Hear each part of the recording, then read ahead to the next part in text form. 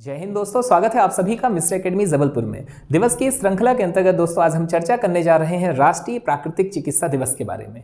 जैसा कि हम सभी जानते हैं, राष्ट्रीय प्राकृतिक चिकित्सा दिवस प्रतिवर्ष 18 नवंबर को मनाया जाता है और इस वीडियो के माध्यम से दोस्तों हम समझेंगे आखिर इस दिवस को सेलिब्रेट किए जाने का उद्देश्य क्या है, इसका प्रारंभ कब से हुआ, साथ ही यह किस मंत्रालय के द्वारा सेलिब्रेट किया जाता है। तो यहाँ पर दोस्तों हम बात की शुरुआत करते हैं इस दिवस के साथ। और यह दिवस जैसा कि हम जानते हैं 18 नवंबर को सेलिब्रेट किया जाता है। इसके साथ ही यह वर्ष 2018 से प्रति वर्ष सेलिब्रेट किया जा रहा है। आगे यदि हम बात करें दोस्तों आयोजक को लेकर, तो हम जानते हैं इसके जो आयोजक हैं वह है आयुष मंत्रालय, भारत सरकार के अधीन आयुष मंत्रालय, और आयुष मंत्रालय के अधीन दोस्तों राष्ट्रीय प्राकृतिक चिकित्सा संस्थान। ठीक है, यानी हम कह सकते हैं कि यहाँ पर यह जो दिवस है दोस्तों यह आयुष मंत्रालय, इसका जो आयोजक है आयुष मंत्रालय है, लेकिन साथ ही यहाँ पर एक और आयोजक जुड़ा हुआ और वह है दोस्तों राष्ट्रीय प्राकृतिक चिकित्सा संस्थान। तो आगे हम बात करेंगे राष्ट्रीय प्राकृतिक चिकित्सा संस्थान क्या है, कब उसकी स्थापना की गई, उसका हेडक्वार्टर कहाँ पर है। पहले यहाँ पर हम देखते हैं दोस्तों इस दिवस से संबंधित वर्ष 2022 की थीम।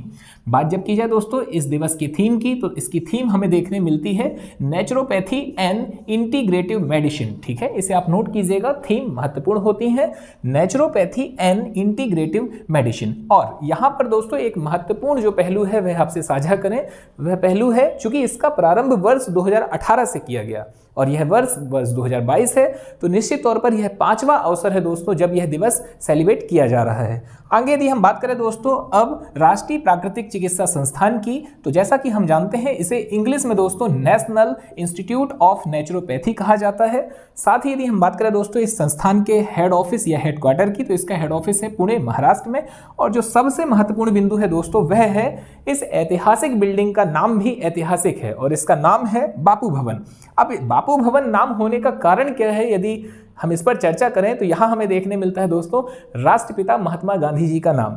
जैसा कि हम सभी जानते हैं इस बिल्डिंग का नाम है बापू भवन तथा राष्ट्रीय प्राकृतिक चिकित्सा संस्थान के कुछ ऐतिहासिक परिदृश्य की हम चर्चा करते हैं। आपको बता दें राष्ट्रीय प्राकृतिक चिकित्सा संस्थान का पूर्व नाम दोस्तों यहाँ पर नेचर क्योर क्लिनिक और सैनिटोरियम था। ठीक है, और यहाँ पर जो महत्वपूर्ण पहलू है दोस्तों वह यह है कि विभिन्न राष्ट्रीय और राजकीय मुद्दों के चलते महात्मा गांधी जी का महाराष्ट्र प्रवास हुआ, उनका आना जाना हुआ, पुणे गए, महाराष्ट्र गए। इस दौरान दोस्तों लगभग 156 दिवस उन्होंने कुल मिलाकर यहाँ पर व्यतीत किए और इसके बाद यह एक प्रमुख उनके जीवन का एक पड़ाव था दोस्तों जहाँ पर उनका एक झुकाव प्राकृतिक चिकित्सा की ओर गया। और इसी के चलते 18 नवंबर 1945 को महात्मा गांधी जी ने नेचर क्योर विश्वविद्यालय की स्थापना के उद्देश्य से यहाँ पर दोस्तों all India nature cure foundation trust की स्थापना की। आगे आपको दोस्तों जानकारी दे दें, वे इस ट्रस्ट के ट्रस्टी भी रहे, संस्थापक भी रहे, साथ ही दोस्तों आजीवन सदस्य भी रहे। गौरतलब है कि राष्ट्रपिता महात्मा गांधी जी को भारत में प्राकृतिक चिकित्सा का संस्थापक माना जाता है